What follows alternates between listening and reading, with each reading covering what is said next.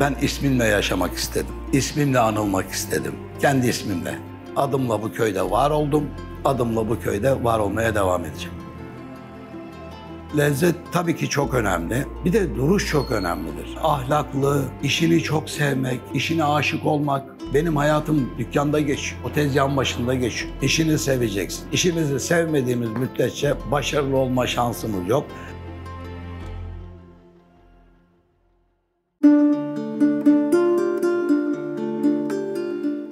Bu genelde hepimizde vardır. Türk insanı sokak kültürüne meyillidir. Sokak kültürüne devamlı meyillidir. Bu hepimiz için geçerlidir. Biz de bir yere gittiğimiz zaman, İstanbul'un dışına çıktığımız zaman mekanlara bakmıyoruz. Kıyıda köşedeki sokak kültürüne bakıyoruz. Çünkü bu işin içinden geldik. Sokak kültüründen geldik. Nereye gidersek gidelim biz Türk milleti olarak sokak kültürüne alışkınızdır. Ve buraları takip ederiz. Bizim kültürümüzde kokoreçin yeri bambaşka. Evden pijamasıyla gecenin 3'ünde kalkıp kokoreçe geliyor. Aile bunlar. Bu da sokak kültürünün ne kadar yukarıda olduğunu gösteriyor. Adım Selahattin Car, Kastamonluyum. 1963 Çengelköy doğumluyum. Bu köyde büyüdüm, bu köyde yetiştim, bu köyde hizmete devam ediyorum. İlkokul mezunuyum, 3 kardeşiz, 2 kız kardeşim var. Vallahi babasız bir ailede büyüdüm. Şimdi bu işe 1975 yılında Üsküdar Meydanı'nda seyyarları görürdüm. Orada bir merak sardı bende. 15-16 yaşlarında, o civarlarda ben de bu işi yaparım dedim. Ama tabii aktif olarak başlamadım. Ailede de yapanlar vardı bu işi. Yıllar sonra ya askerden gelmiştim yani 89 gibi. Kendime bir tane el arabası yaptım. Formika'dan. Eminönü'nde işe başladım. Yeşildirek'te. Ali Sami Yen stadı, Fenerbahçe stadı, konserler vesaire toplumun olduğu her yerlere Eminönü'nden kalkıp Kadıköy'e kokoreç kesmeye giden birisi olarak bu şekilde devam ettim. Maçlarda 150-200 kişiye keserdik kokoreçi. Çünkü orada ne olacağı belli değildir. Bir tutarsa gibi. Çok şükür bugünlere kadar geldik. Üsküdar Meydanı'nda seyyarları gördüğüm zamandan itibaren, çünkü hep beynimin bir köşesinde ben de bu işi yaparım. Ama orada dönercisi vardı, işte mısırcısı, kestanecisi, aklınıza ne gelirse balıkçısı, köftecisi, bunların hepsi mevcuttu. Ama ailemizde de bizim elimizden tutan kimse yoktu. Niyetlendiğim zaman dahi birileri bana destek verdi. Tahtadan, formikadan arabamı yaptım ama üstüne koyacak mangalım yoktu. Tekerim yoktu. 3 tekeri bir başkası alıverdi. Mangalı bir başkası alıverdi. Kokoreç piyasasına, Sütlüce'deydi o zaman. Oralara gittiğimiz zaman beni ailede yapanlar kokoreçe gönderirdi. Herkesi tanıyordum. Bir gün gittim adama rica ettim. Dedim ki benim param yok, ben bu işi yapacağım. Al sana 3 tane kokoreç dedi. Sen işine başla, kazandıkça verirsin. Ben böyle başladım bu işe. Oradan buradan değil, sadece eşten dosttan yardım alarak başladım. Hayır, aile mesleği değil ama içimde hep bir şey vardı, böyle buna karşı bir his vardı. Ben bu işte başarılı olurum, bu işte yükselirim, bu işte gidebildiğim yere kadar giderim zihniyeti vardı. Çünkü seyyarları görürdüm, gıpta ederdim onlara. Aklıma geldikçe hep bunu düşünmüştüm. Ve yıllar sonra Allah'a şükürler olsun bu da oluştu.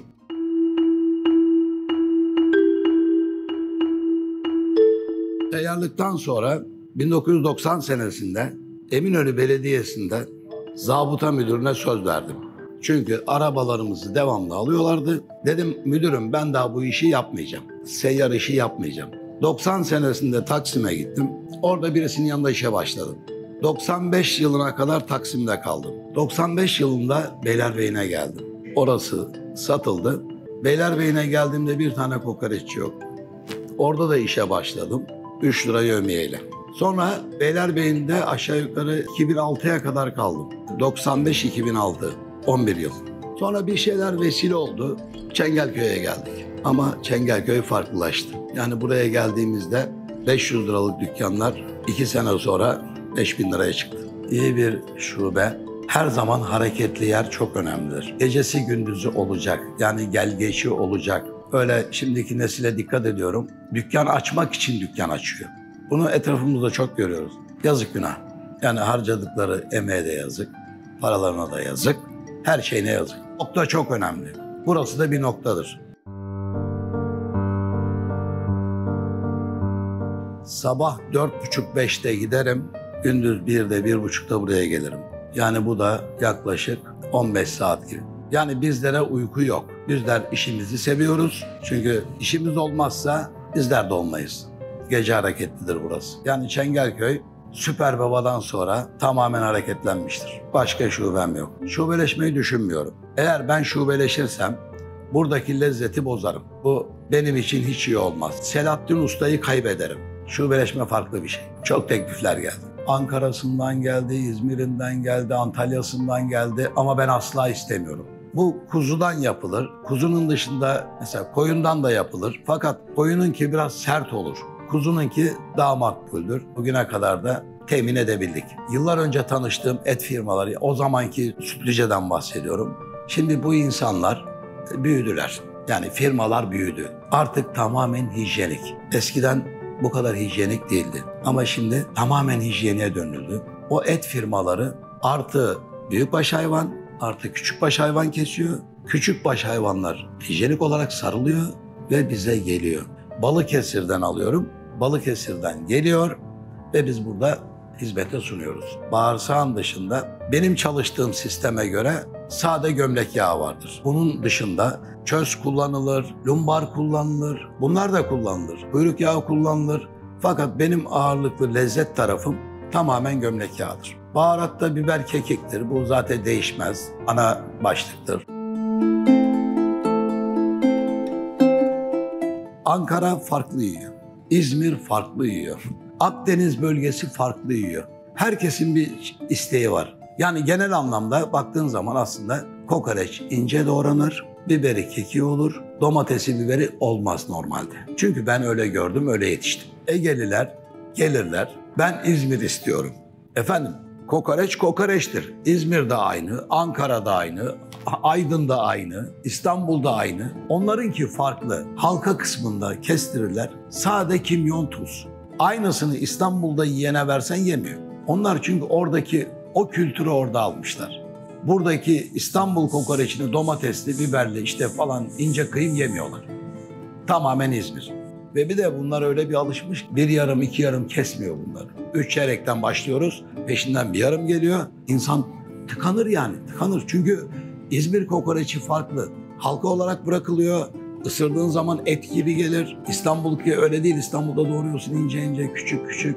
Daha lezzetli olur. O kültüre alışmış. 3 çeyrek, yarım, çeyrek bunlar bizim bu kültürde, kokoreç kültüründe oluştu zaten. İçinde oluştu bunlar. Geliyor diyelim ki hanımefendi, beyefendi ben 3 çeyrek istiyorum. 3 kilodur onun bir tanesi. 3 kilodur ama o piştiği zaman hani 3 kilo kalmaz. Piştiği zaman yağlar erir çünkü içindeki o gömlek yağları erir. En azından bir 300-400 gram kaybeder.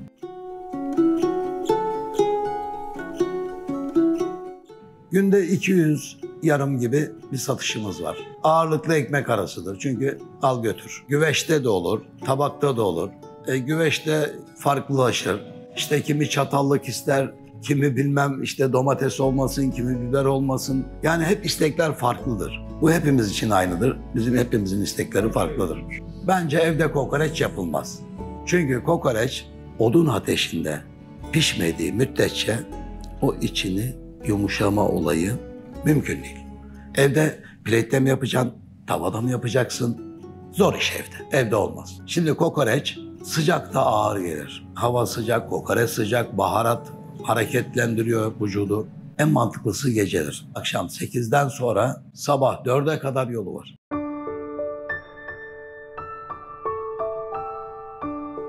Şimdi fi tarihinde Eminönü'nden vapura bindim. Kokoreç tezgahımla beraber haremde indim. Stada gittik. Benim ekmeğim bitti. Maçın da son 1-2 dakikası böyle. Ekmek almaya gittim. Geldim baktım ki tezgahım boşalmış. Tezgahta hiçbir şey kalmamış. Maç öncesinde o heyecanla ne yediğini anlamıyor insanlar. Bunun içine kokoreçi girer, köftesi girer, işte sucuğu girer. Yani farklı bir ortam oluşuyor, kültür oluşuyor orada. Farklı bir kültür. Daha şevkle yenilen bir şey oluşuyor. Şimdi müşteri bize gelir. Ben kokoreç istiyorum. Yarım mı çeyrek mi? 3 çeyrek. Yarım. Ekmeğin içine aldırmak istiyorum. Tamam alalım. Hanımefendine bırakalım içine her şey. Domates, biber, kekik, tuz. Bir başkası gelir, ben sade kimyonlu istiyorum. İşte bu da Ege kültürü, Akdeniz kültürü. Kokoreç her zaman sıcak yenir. Soğuk kokoreç damağa yapışır. asla soğuk yenmez. Ekmekle. Bizim kültürümüzde tamamen ekmekle. Bizim milletimiz ekmeksiz doymaz.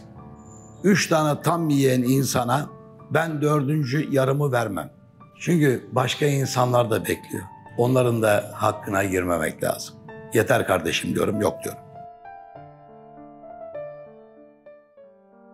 Şimdi bir işi kurmak da zor, büyütmek de zor. Hele şu ortamda her ikisi de zor. Şimdi işi kurmak için maddi imkanın çok iyi olması lazım. İşi büyütmek için o işi yürütmen gerekiyor. İşine hakim olamadığın hiçbir iş senin işin değildir.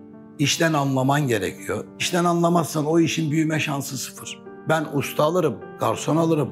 Ustayla bilmem neyle olacak iş değil. İlla ki o işten anlamanız gerekiyor. Anlamadığınız işi yaparsanız çakılırsınız. Şimdi zorlukları şu, mesela benim özel hayatım hiç yoktur. Sosyal hayatım hiç yoktur. Çünkü neredeyse 15-20 saat buralardayız. Zor. Ama ben işimi sevdiğim için bunların hepsine katlanıyorum. Çünkü işimi seviyorum. Yorulmak diye bir şey yok. Tabii ki yorulduğumuz zamanlar oluyor.